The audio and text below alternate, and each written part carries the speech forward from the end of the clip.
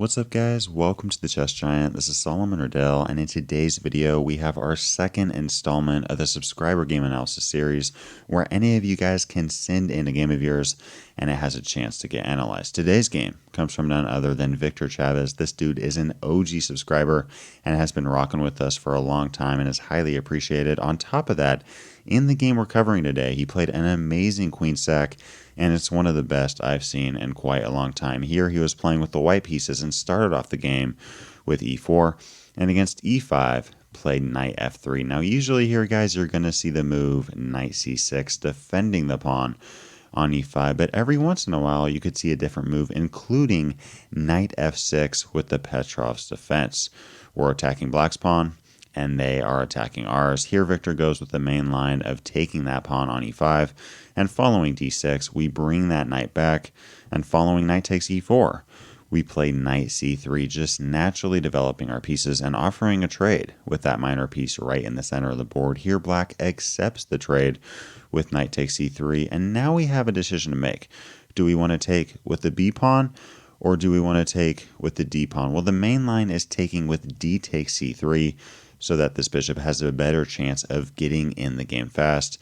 We see the game continue with knight c6 and bishop e3. Now, honestly, guys, with the Petrov's defense, I think black really does need to play bishop e7 and get that king to safety right away.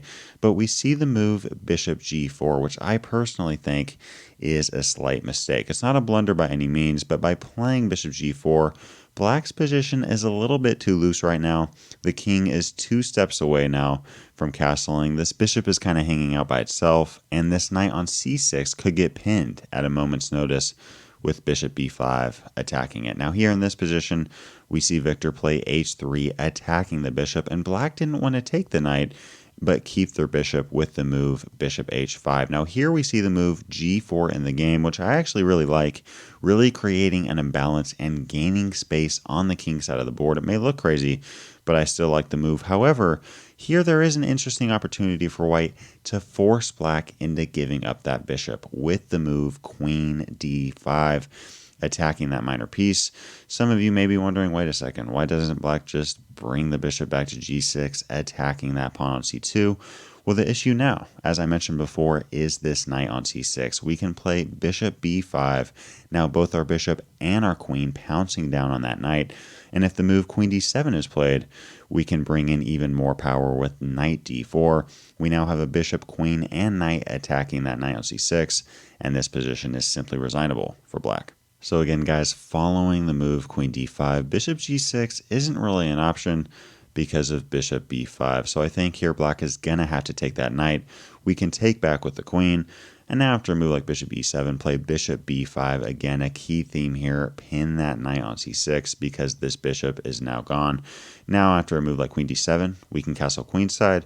We have a very nice game here, 2 active bishops on b5 and e3, an active rook on d1. We can bring this rook to e1 at a moment's notice, and we're just playing chess. However, as I mentioned, we did not see the move queen d5, but instead g4 in the game, and I still really like this move, forcing that bishop back to g6, and Victor continues to put the pressure on black with bishop b5, and following bishop e7, black would love to castle the very next move, but Victor had different ideas. He played the move knight d4, and now if black castles, we're simply going to take that knight on c6 and then take the pawn with the knight, attacking both the queen and the bishop, and white is simply better there. So we see the move queen d7 defending the knight. We had 2 attacking pieces and only 1 defender. So now black has 2 defenders, but why not bring in more firepower? We see the move queen f3 from Victor, bringing in a bishop, knight, and queen all against that knight on c6. And there's really only a couple moves here for black that keep them alive.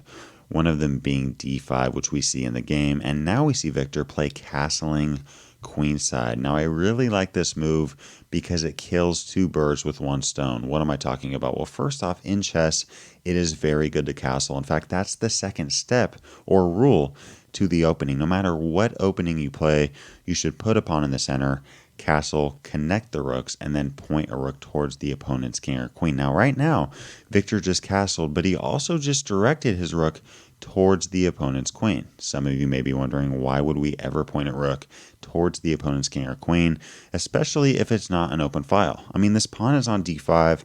Why does it matter that our rook is on d1? Well, you never know when things are going to break open, and it never hurts to have some extra firepower in the back. Now, in this position, when I first analyzed this game, I was wondering, wait a second, why can't black just play the move bishop e4, attacking our queen? I mean, in this position, if the queen runs away to f4 or e2, black is simply going to take the rook and beat up the exchange. However, in this position, Victor played the shocking move queen takes e4, easily the move of the game, giving up the queen for a minor piece. And I've plugged this into a computer, and it says that white is better. Absolutely astonishing idea. Whole idea being, after d takes e4, we're now going to play knight takes c6. Now we got two pieces for the queen. So we're still down a little bit of material, but now our rook is attacking the queen on d7. Now in the game, black actually played the best move of b takes c6. However, why didn't black try to play something like queen c8 or queen e6? I mean, why not try to save the queen? Well, the problem is that we have a check. If queen e6, we can play knight d4 with check, and we are attacking that queen. I mean, if a move like c6, we're simply going to take that queen off the board, continue with bishop c4, and we're simply up a piece. So guys, going back to this position, queen e6 doesn't work because of knight d4, or even knight d8 with check, and queen c8 doesn't work because of knight takes a7, followed by taking off that queen. What about the move bishop d6? I mean, why didn't black just try to block the activity of that rook on d1? Well, now in this position, we can play the move knight d4, attacking the queen, and notice how it can't really run away because it's pinned to that king on e8. So here we're going to see the move c6. And now, guys, we're not going to play a passive move like bishop c4 or bishop e2, but instead play knight f5. I absolutely love this square for the knight, attacking the bishop on d6 with both our knight and our rook on d1, and there's really not much that black can do about it. I think in this position, black's best plan is to get what they can in terms of material and just take that bishop on b5, but now we can play rook takes d6, and following queen c7, some of you may be wondering, wait a second, I mean, we're still down in material, we're down a queen, and we only have two minor pieces. How on earth is white better here? Well, in this position, we can play knight takes g7 with check, and following king f8, bring that knight back to f5. Now we're down 2 points of material. We have two minor pieces and a pawn for a queen, and as y'all can see, our pieces are very active. An extremely active rook on d6, a knight on f5 that honestly might not move for the rest of the game. At least it's not going to be forced to move for the rest of the game. This bishop on e3 has a ton of attacking potential, and this rook on h1 can come to d1 on a moment's notice. I mean, let's just say black plays a move like rook d8. We're now going to take that rook, and following queen takes d8, bring our rook to d1, attacking the queen.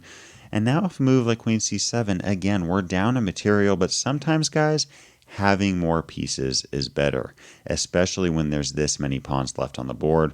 We have a ton of activity, and yeah, black does have a rook, but it's not really going to be in the game anytime soon. In fact, right now, we can play the move bishop c5 with check. Whole idea being, if king e8, we have knight g7 checkmate, game over. If king g8, we can play knight e7, and there is a forced line there where we get a ton of material back. In fact, we go ahead in material, and if the move queen takes c5 is played, well, rook d8, we have ourselves a game over because this king cannot come to e7 or g7 because of our knight on f5. So all that to say, guys, black cannot run away with the queen, and black cannot play the move bishop d6. Black played the best move of b takes c6, and we now see rook takes d7, followed by rook d1 check. Now in this position, I mean, black doesn't want to give up this pawn on c6, right? So they play the move bishop d6, not moving the king away to c8 or e6, but instead just blocking it and trying to hold on to that pawn. But now we see Victor play bishop a4, keeping the pressure on that pawn on c6. And what really fascinates me about this position and the queen sack is that in this position, I plug this into a computer program, and we are down the exchange, but white is still better. And I think the reason is, first off, the activity of our pieces. Our bishop pair is very active on a4, clamping down on c6, and our bishop on e3 attacking a7, not to mention our rook on d1. And on top of that, black's pawn structure is terrible. Specifically, these pawns on c6 and e4. There's simply no way that black is going to be able to hang on to these pawns forever. We see the move rook a d8, and white now continuing with the key move c4, threatening to play c5, winning the bishop on d6 as it is currently pinned by the rook on d1. So now black has to give up that pawn on c6. I mean, there's simply no other option. You're giving up the pawn or you're giving up the bishop. So we see the move king c8, and now white takes that pawn on c6. Now remember earlier how I mentioned how bad the pawn structure was, specifically c6 and e4. Well, in this position, black cannot defend the pawn on e4. I mean, if f5 is played, thank you for the pawn. And if rook e8 is played, thank you for the rook. So here we see the move a6 from black. White takes the pawn on e4, and black continues with g6. I think black may have played this move to give this bishop some more range and flexibility in this game, and on top of that, prepare an f5 push. We see white play the move bishop c6 now, and notice how that king on c8 is pretty much trapped. I mean, this bishop on c6 is attacking b7, d7, e8, and a, and the bishop on e3 is coming all the way down to a7. We now see rook h f8 from black, and now white continuing with a3, and following the move f5, white doesn't take the pawn on f5, but instead plays the very nice move rook d5. I absolutely love this move from Victor. Whole idea being after a move like f4, which black played, we now have rook a5. Victor does not care about the bishop. He's playing rook d5, rook a5, wanting to take the pawn and deliver a checkmate. He realizes that this king is trapped. Why not take that pawn on a6 and deliver a back-ranked mate? And now in this position, black actually resigned the game. I think the only real way for them to get out of this alive is by playing the move rook d8, but in that variation, black loses a ton of material and has a simply lost game. And notice here how black can't take the bishop on e3 because we're going to take that pawn. And sure, black is one step away from promotion, but we have rook e8 checkmate, game over. If you'd like to watch our first installment of this series, click the video to the left. If you'd like to see our top 10 chess openings for black against the move d4, click the video to the right. Leave a comment below to let me know what other videos you'd like to see covered on this channel. And as always, I appreciate you guys. Thanks for watching. Peace.